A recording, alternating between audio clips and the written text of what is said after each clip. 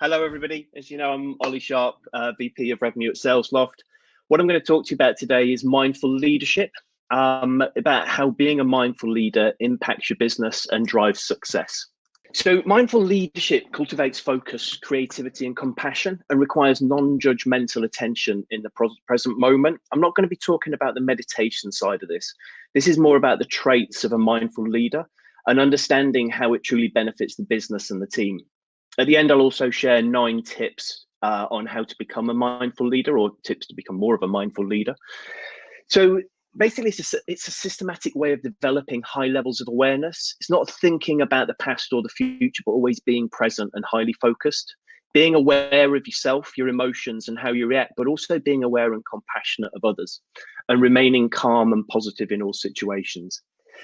Leaders are under constant pressure to perform, but also make their teams perform. So they face ups and downs and face heat from every direction, both internally and externally. And if a leader isn't emotionally intelligent or mindful, it can result in knee-jerk reactions and drastic decisions. Being a mindful leader can impact your business in a number of different ways. The first one I'm going to talk about is about how it can help you attract and hire the best talent and build a team. So if you're self-aware, the first thing you tend to do when you're self-aware is really look inside yourself to understand your true strengths and weaknesses. And if you know those skills gaps, then the next step is hiring people with those as strengths. You don't want everybody the same. And as I mentioned earlier, I didn't build a diverse team at LinkedIn, and this was one of the things I did. And also, you want to take people that think differently to you, problem solve differently to you.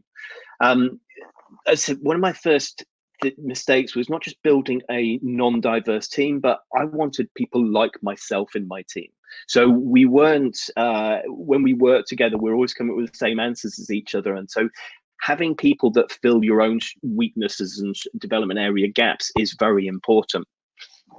So I think also this shows the importance of a diverse team in general.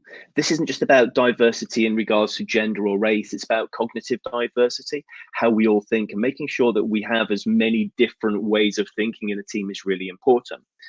A diverse team helps you attract talent. So 67% of job seekers say that a diverse workforce is important when they're looking for a job. And also a diverse team is more creative and innovative. They're 1.5 times more collaborative and provide greater opportunity for development. So by understanding your team and paying attention to them as individuals, their strengths and weaknesses, you can build a more diverse and stronger team. And the first thing I would urge you to think about is, instead of thinking about culture fit, think about culture add. And this is what I did when I built my team, thinking about, I want different types of people, whether they're the age, the place in their career, the way they think, but just think about how different you can get people with the common connection. Also think about what skills your team don't have and fill the gaps. When it comes to interviewing, if you're self-aware, you're more likely to understand your own unconscious biases. So these biases are really limiting in lots of things we do. But if you can't actually understand yourself, you don't really understand those unconscious biases you have that you can get over. You need to be considerate as well when it comes to your to the whole process. So everybody is different. So really think about whether the whole process is attractive and fair to the full range of diverse people that you want. Does the job advert appeal to males and females? Is it, if you're asking for a presentation through the process, if somebody is maybe an introvert, is that right for them? Do they need that in their job? So really think about the full range of diversity, and does the interview process fit that? Also, be mindful of how the process can portray you as a company. Do you have a diverse interview panel? Are you purely getting males in front of them, or a certain type of person in front of them? That's how people read what your company is like. And finally, on interviews, when you're present and show empathy and positivity within an interview, you tend to build a really good connection with the person in front of you, and it'll mean that you're more attractive and as a leader, and an employer. So you'll attract better talent. So mindful leaders are clear and focused and able to show purpose. And purpose-driven companies get 40% more job views, 29% more job applications, and purpose-driven people are 30% more likely to be high performers. So the fact that you can clearly communicate a purpose, you should be using that and portraying it with your applicants and on social media. So when it comes to attracting and hiring the best talent, you need to understand yourself, your strengths, your weaknesses and biases, as well as your team. Be mindful of the candidate process and experience and clearly communicate your process. Once you've hired them, the next thing you need to do is obviously retain them and inspire them. When it comes to retention, I already spoke about diversity and purpose. So a diverse team is 20% more likely to stay within a job, and purpose-driven professionals have 11% longer tenure within a company. So you're already on a good foot if you have a purpose-driven, diverse team. Now, a mindful leader with high emotional intelligence can be transformational. That can determine the way the team performs, push the limits, and help it realize its potential. The team looks up to a leader who can connect with them at an emotional level and also realize the individual collective strength. Mindful leaders really can inspire and motivate, and know when I've worked for a leader that has been mindful and caring and really aware of themselves, it's made a difference to me reporting into them. When we're aware and thoughtful of others, the servant leadership part of us starts to come through, and we provide what our team needs rather than just thinking of ourselves. And what you can see here, this shows different things that motivate employees based around Maslow's hierarchy of needs. Now, when we're truly present and focused with our team, and not playing on our phones and listening to them in one-to-ones, we start to understand them more and understand different people have different motivations. First of all, on here, you can see purpose. This is a big motivator. And as mentioned already, mindful leaders are good at clearly communicating purpose and always thinking about the bigger picture. Then you've got belong and connect. We see here some research that was done as to why people feel they belong in a company. So things like being recognized, express opinions, valued, being myself, and open communication. All of these tend to be present in the cultures developed by mindful leaders when we start thinking of others, and when they're thoughtful of others and their needs. Some of the other motivators you can see on here sort of can be a byproduct of mindful leadership and sit hand in hand with it. So being aware and present is one part of what helps to provide the factors like fairness, being heard and recognized and valued.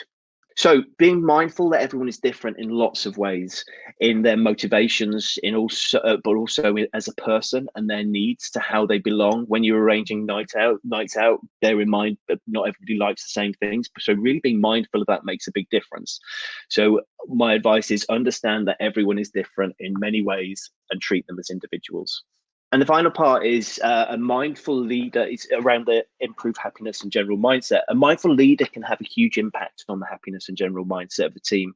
First of all, when a team respects the leader, they not only follow them, but also start to act like them. So what happens is your team become more mindful within themselves. They become more productive, self-aware, and able to manage. But the other benefits of having a mindful team are that they have improved health, reduced stress and anxiety, less conflict between them, increased resilience and emotional intelligence, and improved communication.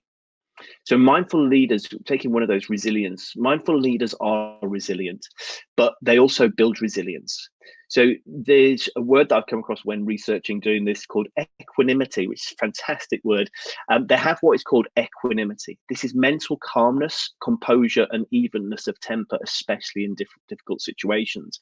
And one thing, the evenness of temper is about the highs and the lows. It's not when good things happen, it's not being that ecstatic person that 1 minute can drop. It is keeping that composure and evenness of temper throughout. Being that calming influence on the team makes a huge difference. And because you're present, calm and approachable, you become a supportive resource to them. This purely builds resilience within your team. In times of change and crisis like now, being a mindful leader is even more impactful. The team needs someone that's a compassionate leader that truly cares for them, and one that's a supportive resource and builds resilience within the team. Mindful leaders are also able to manage conflict, being mindful of the emotions of those involved and those not directly involved, because normally conflict within a team affects the whole team, not just the one or the 2 or 3 people that are directly involved. And this helps to resolve the conflict in a positive and proactive manner. This minimizes negative impact and sets a precedence for the future. By building resilience, reducing conflict, and building a culture where people feel that they belong, you can reduce stress and increase happiness. And happiness, as we know, is very important. Years of research in positive psychology and neuroscience has proven that happiness is the precursor to success, not merely a result. When we're happy and positive, we're more motivated and productive, and we produce higher sales results. Proven that optimistic salespeople outsell pessimistic ones by over 50%. And if you want to look more at this, look at The Happiness Advantage by Sean Aker. Really good book, and it shows the benefits of happiness and really shows the difference between what drives what. Also, if we're happy, we're less likely to take sick days, quit, or become burned out. So mindful leadership can build a culture that drives happiness, which in turn drives success. It can also build resilience. All this impacts the mental well-being of the team. As we know at the moment, that is very, very important. So on to the 9 things that will to become more mindful. So be present and focused in the moment. Don't multitask. Know yourself, your unconscious bias and your weaknesses. Be mindful of others, about how they can see your actions and everything. Never judge without knowing the full story. Compassion comes from fully understanding. Lead with equanimity and positivity. Be thoughtful how you communicate.